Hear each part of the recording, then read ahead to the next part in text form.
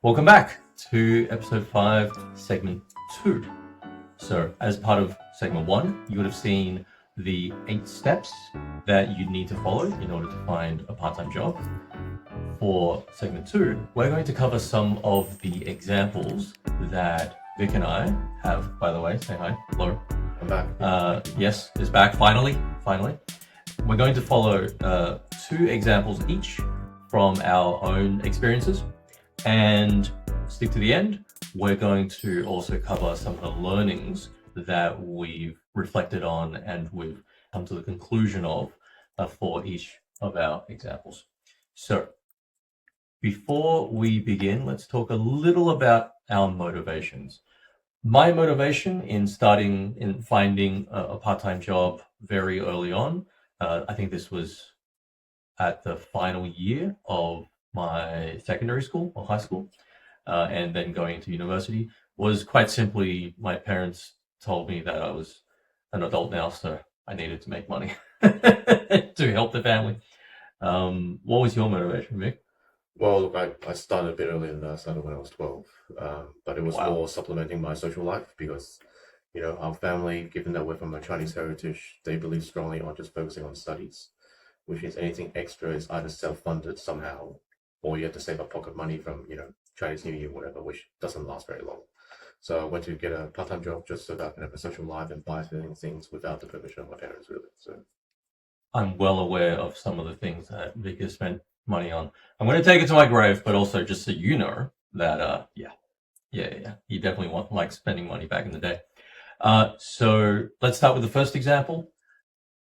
My first job after high school was based on really the only skill I had at the time, which was I was okay at maths in secondary school. So my parents told me to see if I can find some tutoring work. And at the time, this was early 2000s, like we're talking 2001, 2002. So a lot of things like Facebook Marketplace wasn't really available. So I just had to Google tutoring, maths, high school, that sort of thing. And I came upon a bunch of small companies that had tutoring services for individual families. And that was how I started, meeting and being introduced to parents who had kids in high school. And so for a number of years, actually past the time when I finished my university, I had tutored, I think, 5 students, and specifically in mathematics. And the only reason I stopped was because I moved out of the area, so it was very difficult for me to get to. But on the whole, while it was difficult to find those jobs, once you can find 1, maybe 2, building those relationships were very, very important. And I got a lot of referrals from that. And it paid okay as well, and the parents were really nice, and I got to sit there and talk, which I like to do anyway, as you can yeah, see. I was actually surprised when you shared the story because I didn't know that you went for an agent. Mm, So I think nowadays it's quite frequently seen that people would post in the community page on the Facebook or social media, yeah. whatever it is, which is I'm a Year 12 student or I'm an international student. I got these grades, so by it implies that you are good at tutoring that subject. Looking for a tutoring job and just see which parents are open to do that. And I think maybe someone from a similar culture could be an advantage for international students like yourself. Yeah. I think it's a lot easier now with the advent of Facebook Marketplace and a lot of social media channels. But also, there's a lot of students in university who would love to have a tutor or some sort of a buddy who can potentially help with their studies, especially if they find someone who had just completed the course in the previous year or semester. Yeah, interesting. So, what's your first example? Yeah, so one of the earlier jobs that I took as a part-time job was actually working at a Hong Kong cafe restaurant. So in a strange kind of way, I have probably similar empathy and experience as most international students who might struggle to communicate in English in their first job. Because in that job, I had to use my broken Cantonese to serve customers and to talk to the boss who speaks fluent Cantonese. And of course, when you went for an interview, I claim that I speak fluent Cantonese, so you just have to figure out along the way. So it goes from taking that kind of, family-based Cantonese verbal communication skills into practical customer service, writing down orders, which, again, written Chinese wasn't really my thing to really make that work. So, I mean, I emphasize with the challenges of having to use a second language and market it as part of your primary skills. But, at the end of the day, you're kind of meeting the needs of what that job requires. And that was quite a mind opening. Absolutely. And how long did it take for you to sort of be comfortable with speaking that other language? Not quite sure. It's like, I mean, some people say it's riding a bike, but it's not. There's a difference between talking to friends in a second language versus talking to a customer or your boss in that language. Now, thankfully, because it's customer service, you don't have to write anything in formal language. Mm-mm. But nowadays, you can use ChatGPT most things anyway. So I think it's just forming that connection and being able to have a relationship with, a second language skills, and then being confident enough to just go with the flow and speak that kind of broken Cantonese to customers. And I think as long as they feel like we are trying to do my best to make them feel welcome, it was okay. And then gradually that confidence gave me more opportunity to practice. So a month or two, I think I'll get there. That's pretty good. That's pretty good. And if you're going to be here for a few years, learning to speak English at the very beginning is going to pay dividends, definitely. So my second example, and this one's a little more formal. I don't even know how I found this job. I studied at UNSW, and at the time, one of the issues I had with the tutoring work was that it was close to my home, but I lived about an hour and a half away in terms of I needed to take a bus and a train and a bus to get to uni.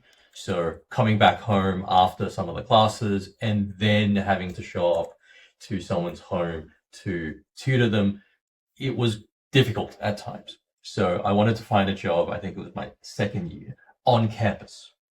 And I just looked at some campus websites and I just applied to some of them as much as I could. At the time, I still remember with a lot of the jobs that I applied to, I never get a sense of, oh, I definitely can do this. Because one, I've never done it before, right? And this job is processing books at the University of New South Wales Library. It was 9 months contract. I think it was 10 hours a week, something like that. It's like 1.5 days a week. And it paid pretty well for the time. It's kind of boring. But ultimately, I think I was surprised that they interviewed me, and I met the guy, had a bit of a chat. He was happy with that. And I started, I think it was the following week. So there were a few more formal steps in terms of I needed to use my tax file number and I needed to choose a superannuation account, which is a thing for locals for when you retire, you can get that money and things like that. I thought it was quite interesting that they just chose me, had an interview, saw that I could speak, and then and then allowed me to start working. Gotcha. I mean, a lot of times, I'm not quite sure about contract role, but definitely for part-time job, most employers already made up their mind in the first kind of 2-3 minutes. Because your impression, do you arrive on time? Are you dressed adequately for that job? Can you speak? Can you make a connection? That's really what they're looking for. So I'm only assuming that you've done a reasonable job to get that role. Yeah. I'm also going to assume I did a reasonable job. Sure. But I think the interesting thing from that example is the choice of proximity and being close to campus. Yes. I think a lot of times, especially when you're early on and you're desperate to look for any part-time job, you don't factor in travel costs, travel time, and nothing's better than literally right where you live or right where you study, because you can just work around your schedule. That can't be understated. And I'm pretty sure section 1 of this episode, you kind of address a bit of that as well. Yeah, absolutely. In your second example? Yeah, so I've kind of done the customer service stuff, which is usually the more popular type of part-time job. And I actually went and did a local job. I call it back office job. I was assembling computers for people who had money but had no idea how computers work. They just want a finished product. And I managed to, walk the streets and literally hand out my CV and go, hey, look, I'm really into computers. Prove that I've assembled quite a few computers myself, and I'm happy to come in and just do my thing for 4 to 6 hours at a time. It was a very different role because you don't need to talk to anyone. You literally talk to the boss, you get all the forms, and you just unpack boxes, figure it out, do the testing, everything. I think the most interesting thing for me is I'm naturally an extrovert and I like being with people. Mm. But to then go and try a job that was very kind of delivery focused, that there's no one to talk to and you're working by yourself in a dark room, really, that kind of not just give me the security of, okay, if I do my job, I'll get paid. It's also give me a sense of what kind of job I like to have kind of in the future Yes. after the first one, which can't be understated, you know, when you're just looking for a job for money. It also gives you some indicator of what you can do later on in your career as well. Yeah. And once again, you can speak to your own experiences. For me, compared to you, certainly I'm more introverted. And I found the library role to be very, very suitable for me because I can just sit there and, oh, this is an interesting book. Let me have a look at this before I start processing it.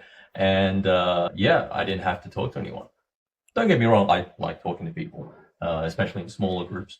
I mean, how did you feel after having done that role for a while? I did fancy the discounts I got from Computer Park. Oh yeah, that's right. Which, let's just say, a lot of my pay went into, which is probably normal for most part-time jobs.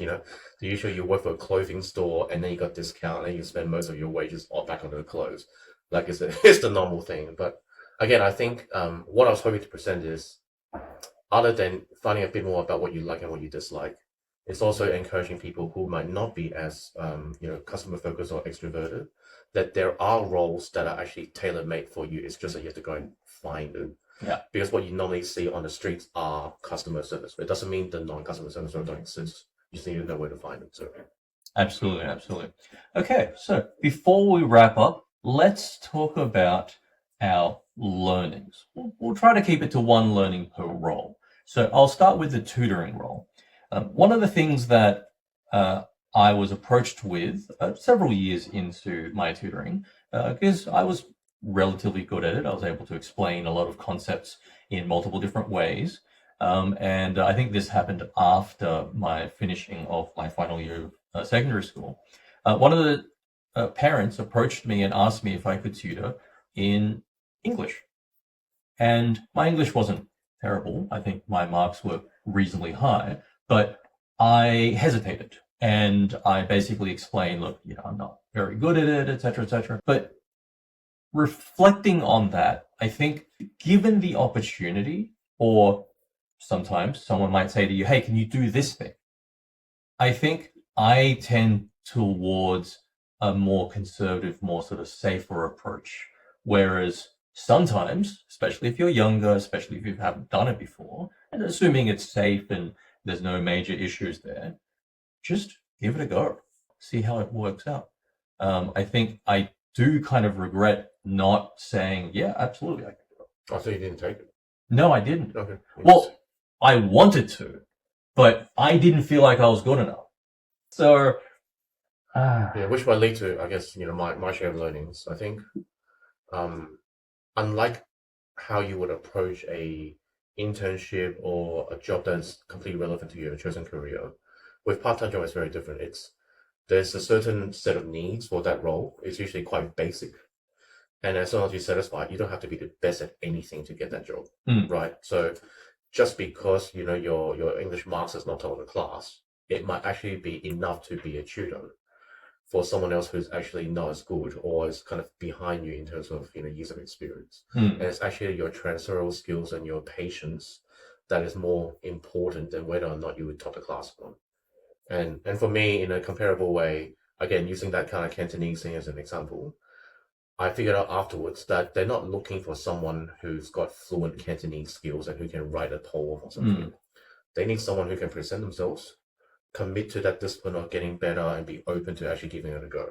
So, 9 times out of 10, we kind of rule ourselves out of a part-time job. yes. Before you even apply. And after you apply, you don't follow up and you're like, oh, if they really want me, they can come back. Well, it's actually the opposite. You just have to make it really easy to the employer that I'm exactly what you need. And I can start today. So give me a go. And that's kind of the 90% of the battle. One of the quotes that I've heard in the last, I think, 10 years, I forgot who said it, was something along the lines of, don't let perfect be the enemy of good. And what that means is, often if you don't have a lot of experience in something, you want it to be as good as you possibly can make it. But often we compare ourselves to people who have so much more experience. And especially in the age of social media and social content, you see people who are at the peak of their expertise and you think, oh, I got to be like that. No, no, you don't. You really, really don't. If someone says, hey, can you do this? Just say yes. See how it works out. The worst thing that can happen is you give it a go and you discover, oh, I can't quite do it. In which case they might still say, well, no one else is here. Keep going. Which I'm going to segue to my second learning. I think for part-time jobs, especially, you're there to solve a problem for the employer, more so than long-term jobs. Long-term jobs, you kind of have to grow into it. They have to figure out where you fit. Part-time jobs is usually very black and white. They've got these things that they need to get done. If you can prove that you can do all these things on time, and you're solving a problem for the boss, they'll pay you X. Like, that's kind of how it works. So for me, my learning from the computer job is actually deliverable. Like, if you can be self-sufficient, don't need supervision, and you can stick with delivery dates, and you get the product out to the customer on time, that's all the boss needs, because the boss just wants that problem to be solved because he's already doing 400 other things. So I think for me, learning the importance of deadline and also learning what the boss is actually paying for. It's not just my time, it's that solving of the problem. That's actually what got me over the line with the second job. Absolutely. And I guess to conclude with my learning for the library role, often you'll find roles in places where you didn't even think to look. And they're often very close to where you are, right? It doesn't necessarily mean every role requires you to go through this 5-step process and all these interviews. And what I've just said, if you ever thought of that, that's just you giving yourself a lot of pressure. You don't have to. The worst thing they can say is no, right? Give it a go. Talk to people in, if you go to a coffee shop that you really like, or if you go to some space somewhere and you say, oh, this is really nice. Are you looking for anyone to do any paid work, right? You don't need to be perfect. You just need to be available at the level that you're at, right? Once you start commanding $300,000 a year, then maybe that's a different story. So cool. All right. Well, hopefully you found that interesting and you heard a little from our own experiences and lessons that we've learned. And if there's nothing else here, I think we're good. Thank you very much for listening to segment 2 of episode 5. See ya.